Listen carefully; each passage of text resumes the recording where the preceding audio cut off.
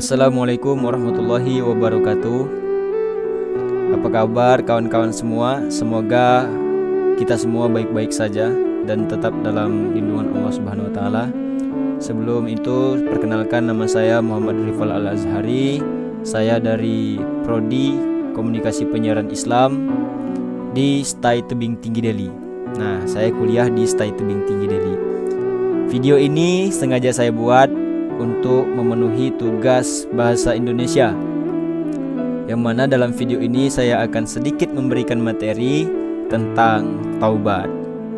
Alhamdulillahillazi an'amana bi ni'matil imani wal islam wa nusalli wa nusallimu ala khairil anam wa ala alihi wa sahbihi ajma'in. Rabbi shrahli sadri wa yassirli amri wahlul 'uqdatam min lisani yafqahu qawli. Yang pertama, marilah kita bersyukur kepada Allah Subhanahu wa taala yang masih memberikan kenikmatannya kepada kita semua sehingga kita masih bisa melaksanakan aktivitas kehidupan kita sehari-hari.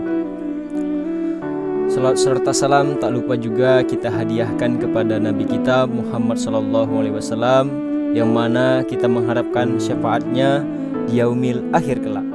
Perlu kita ketahui bersama bahwasanya taubat itu adalah rasa ingin kembali menuju jalan Allah. Nah, lalu timbul pertanyaan, bagaimana seandainya kalau kita udah bertaubat lalu maksiat lagi, lalu taubat lagi, lalu maksiat lagi? Maka teruslah lakukan taubat itu. Sampai di mana? Sampai kita benar-benar muak dengan kemaksiatan yang kita buat. Karena sesungguhnya Allah juga berfirman dalam Al-Quran surah An-Nisa ayat 17 dan juga 18, yang mana berbunyi, A'udzubillahi minasyaitonirrajim, Bismillahirrahmanirrahim.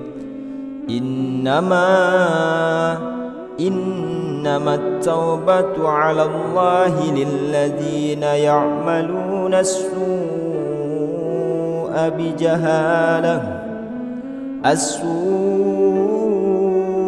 bijahalatin thumma yatubuna min qaribin faulaika yatubullahu alaihim wa kana Allahu aliman hakima. وليست التوبة للذين يعملون السيئات حتى إذا حضر أحدهم الموت قال إني تبت الآن ولا الذين يموتون وهم كفار أولئك أعتدنا لهم عذابا أليما. Shadaqallahul azim. Di sini dalam surah An-Nisa ini Allah mengatakan, sesungguhnya bertaubat kepada Allah itu hanya bagi mereka yang melakukan kejahatan karena tidak mengerti. Kemudian segeralah bertaubat. Taubat mereka itulah yang diterima Allah Subhanahu wa taala. Allah Maha mengetahui, Maha bijaksana. Dan pada ayat ke-18-nya, dan taubat itu tidaklah diterima dalam kurung dari mereka yang melakukan kejahatan hingga apabila datang ajal kepada seseorang di antara mereka. Dia mengatakan, saya benar-benar bertaubat sekarang. Dan tidak pula diterima taubat dari orang-orang yang meninggal sedang mereka di dalam kekafiran. Bagi orang-orang itu telah kami sediakan azab yang pedih. Nah, pada kedua ayat ini bahwasanya Allah menjelaskan, selagi kita masih ada kesempatan, diberi umur, maka kita segeralah bertaubat, supaya apa yang kita lakukan di waktu dulu, kejahatan-kejahatan yang waktu dulu itu bisa diampuni oleh Allah Subhanahu wa taala, agar kita tidak meninggal dalam keadaan kafir. Nah, jadi seperti itu kawan-kawan. Kalau seandainya kita memang terus taubat maksiat, terus taubat lagi maksiat lagi, seperti yang saya bilang tadi, teruslah kita berbuat seperti itu sampai di mana? Sampai kita jenuh untuk bermaksiat, sehingga kita terus bertaubat dengan sebenar-benarnya taubat.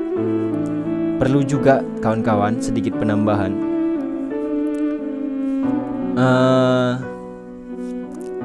Jikalau kita bertaubat, tentunya kita harus penuhi juga dengan cara bersyukur.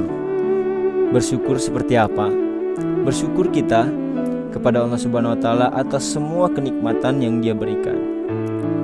Nah, cara bersyukur itu ada dua, teman-teman. Yang pertama, bersyukur kita dengan harta yang Allah titipkan kepada kita. Seperti apa? Berinfak, sedekah, berzakat dan lain-lain sebagainya kan. Nah, seperti itu, bersyukur dengan harta yang Allah titipkan kepada kita.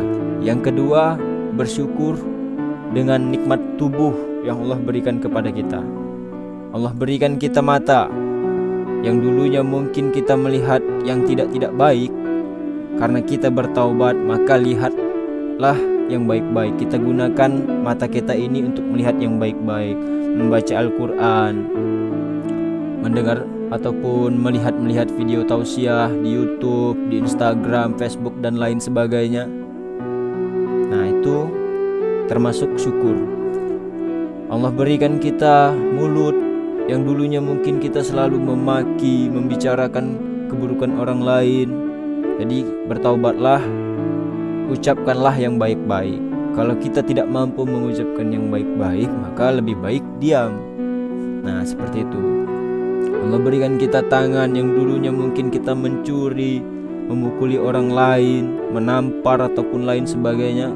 Kita gunakan tangan kita untuk yang baik-baik, untuk membantu orang lain.